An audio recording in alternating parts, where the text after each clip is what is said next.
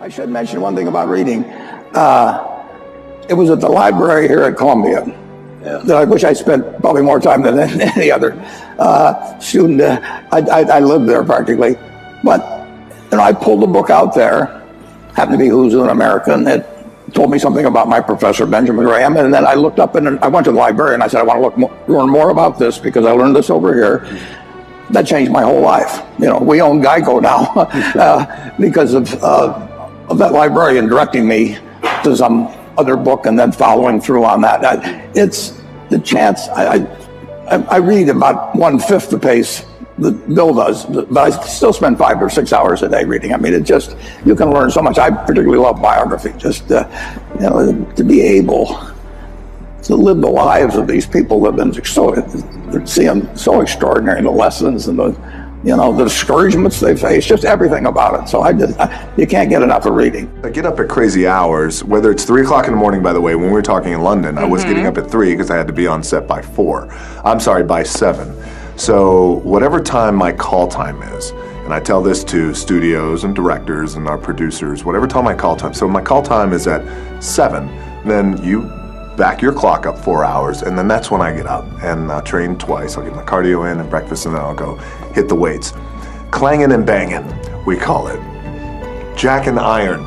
But what time do you go to bed? I mean, you might shoot really late at night. I'm averaging, on a movie, I'll average probably about 5 hours of sleep. Al Heyman. That's the OG right there. That's OG, a legend. A very shrewd businessman. Leonard Ellaby, master degree, in business.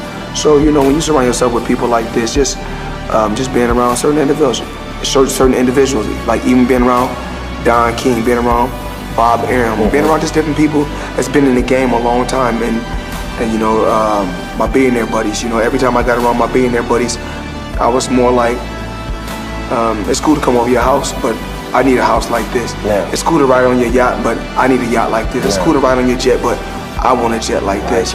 And I said, no, I don't want to ride on yours. You show me how to get it. You can't be my friend if you can't show me how to get it. Because once they show me how to get it, then I can install it in my children. Then it trickles down. It's a bloodline thing. Yes. So it's about wealth. I'm no longer rich, I'm wealthy. Right. The object is to make enough money to not have to work for anyone. Right. Then invest in your own business. That whole concept is what it's about. I grew up under that. A lot of people follow. A lot of people are followers. Generally, if not, we'd have problems. We have too many entrepreneurs. We have too many successful people. Look how many people go through business classes. If everything you needed was in that actual business class, in that book, it'd be too many successful business people. Right. How many people graduate? Matter of fact, the professor wouldn't have the time to sit there and teach you. That knows this book damn near verbatim, page by page, he knows it, right? Because he'd be an entrepreneur. I advise students, as much as possible, look for the job that you would take if you didn't need a job. I mean, don't sleepwalk through life, and don't say it's all going to be great. I'll do this and I'll do that, and I'm just marking time till I get to be older. As I've told people, that's like saving up sex for your old age. I mean, it's actually kind of funny. If you think of what is education, you're basically downloading data and algorithms into your brain, and it's actually amazingly bad in conventional education because it shouldn't be this huge chore. You've got someone standing up there kind of lecturing at people, and they've done the same lecture 20 years in a row, and they're not very excited about it. And in fact, I think a lot of things people learn probably there's no point in learning that. Because they never use them in the future. Because a lot of kids just in school kind of puzzled as to why they're there. The people who are doing the work that we care about are figuring out what to do next, not following the person who told them what to do next. And the problem with most colleges is they are high school, but with more binge drinking. Imagine we're standing in a big empty room, right? And we're standing in one corner, and I give you a simple instruction. I want you to go to that corner in a straight line. Right? Off you go. No big deal, right? Without telling you, I slip a chair in front of you. What do? You go around the chair. Now you just disobeyed what I told you to do. I told you to go to that corner straight line. But this is the amazing things about human beings, which is when we're given a clear destination, we use our own creativity and our own sense of innovation and our own problem-solving abilities to overcome obstacles to get to the destination. In other words, the destination is more important than the route. right? We are flexible about the route. We are obsessed with the destination. Reset. We're standing in the corner together and I give you a simple instruction. Go somewhere in this room in a straight line. And you say to me, well, where do you want me to go? I'm like, I don't know. You're smart, figure it out. Go in a straight line. And so you pick a point and you start walking. And without telling you, I put a chair in front of you. And what do? You come to a grinding halt. And I say, what did you stop for? You go, well, you put a chair in front of me. Or you'll make a sudden turn and go in another direction, right? And this is the problem. It's the same obstacle. The difference is when you have a clear destination, the obstacles become easy to overcome. When you don't have a clear destination, you keep coming to a grinding halt. And what we do in our companies is we're counting the steps we're taking along the route, but we're never looking at the destination, right? So a company says, made $1 million this year, we were only planning on making 800,000. Like we took 10 steps, we're only planning on taking 8. Where are you going? No clue, right? We count the steps. And so the point is that people want to feel that the effort that they're exerting actually are moving somewhere. And so successful measurement, successful recognition is not just for the steps you take. It's not just for the effort. It's that the effort you exerted moved us closer to where we're trying to get to. And that get to should be some crazy ideal. My ideal is to live in a world in which the vast majority of people wake up every single morning, inspired to go to work and fulfilled by the work that they do. And the couple of measurements that I use are if the book is selling, and by the way, people ask me, how many have you sold? I have no clue. I've never asked the publisher because I don't care. I really don't care how many I've sold. What I care about is the Amazon rankings and that those are going steady or up and not plummeting, because that means other people, right? Because I don't have a publicist, I don't have a marketing strategy on purpose. I didn't hire one of those companies to sell the book for me. And the reason is because I'm not interested in book sales. I'm interested in the spreading of an idea. And so I just use that as a metric to help me understand, am I sort of marching in because the more I preach, is it resonating?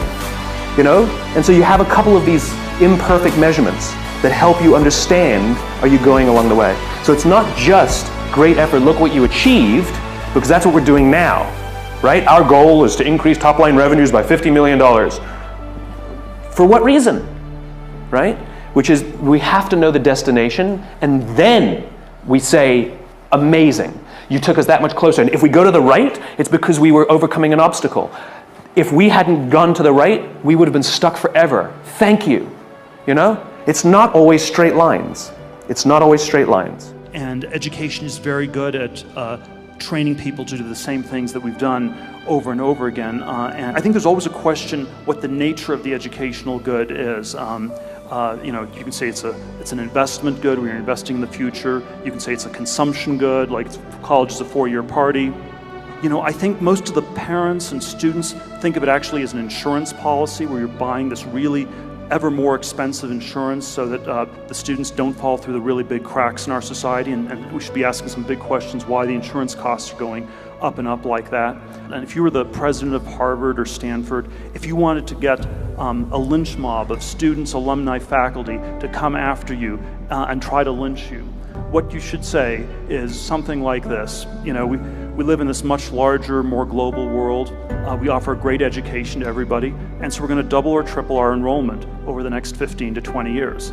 And people they'd all be furious, because the value of the degrees comes from this massive exclusion, and what you're really running is something like a Studio 54 nightclub. What if I told you this was the last Monday morning of your life?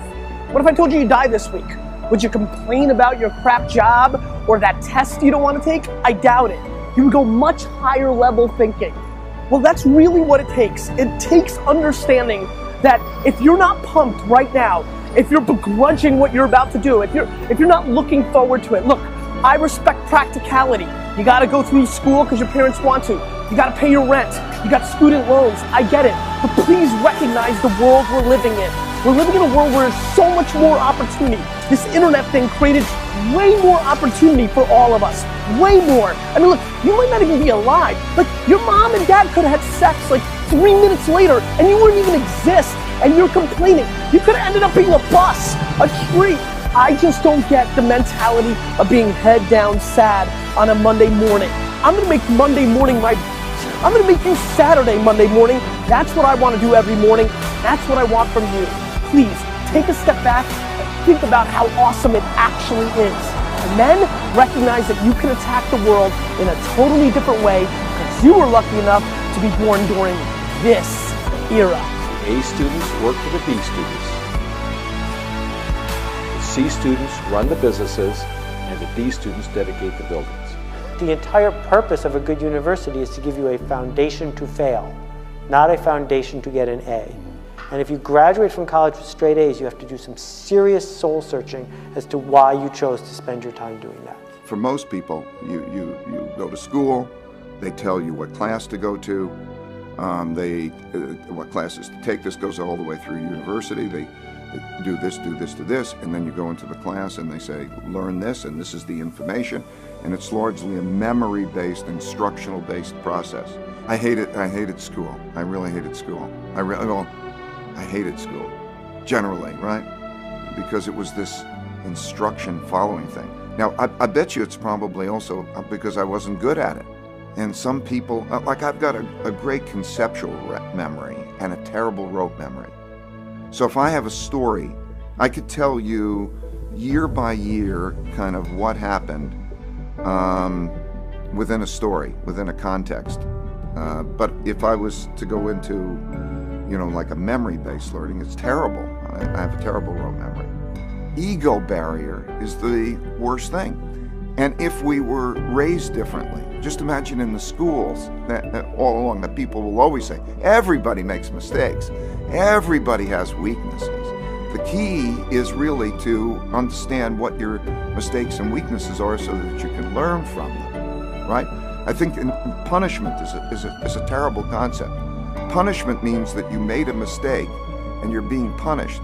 I think instead of punishment, every time somebody makes a mistake, you should say the only thing that you need to do to get out of your punishment is first think, what kind of mistake was that? So if I'm in a situation that's like that again, how would I deal with it differently, not to make that mistake? So that learning should come from the mistake, not punishment, because you're teaching people not to make mistakes. Where's where the learning comes from, not the appreciation that if you keep doing this over and over again, you're going to keep encountering the same outcome.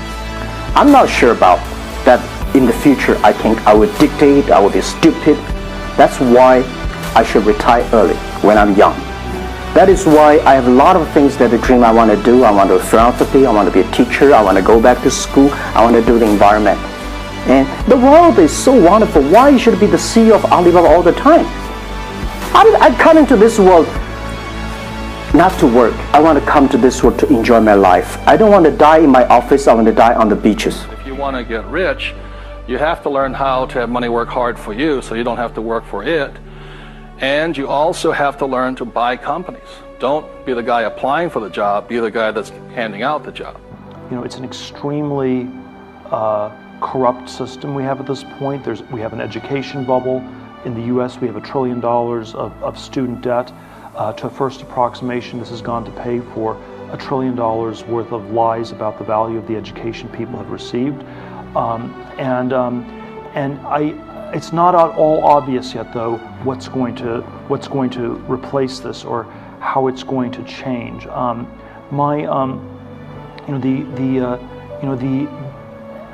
somewhat skeptical that it will be replaced by any sort of single unitary system. I have this fellowship for young people to start companies, and it's not. My claim is not that everybody should do this. I don't think everyone should become an entrepreneur. And I think there is no one size fits all. So I think the future will be much more heterogeneous, much more diverse in terms of what people do.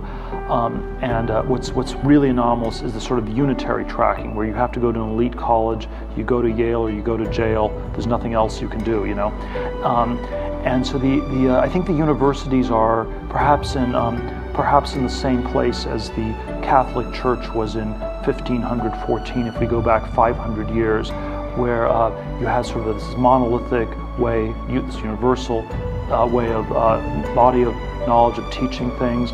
The difference between the Yale and the Harvard political science faculties are probably no greater than the differences between the Dominicans and the Franciscans. We have all kinds of small debates within this context. We have a system of indulgences that's costing more and more to support this priestly or professorial class of people. We are told that it's the only way to salvation. You must get a diploma be saved. If you do not get a diploma, then you will go to hell. And I think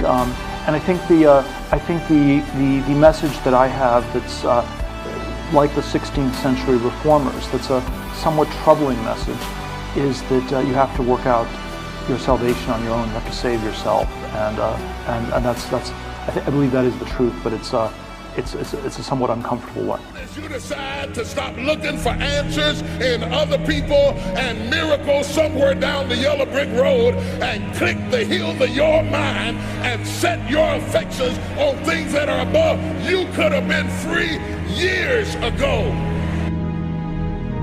All jealousy, all pettiness, all unforgiveness, all strife, all malice, all confusion, all blaming other people for your mistake. You got till midnight to get rid of every poison that's hindering you, every inflexibility that's stopping you from what God is about to pour into your life. Woe be unto you if you go into another year and waste another year with the old mentality while somebody's in the hospital begging God for the opportunity that you have right now. You better step into this moment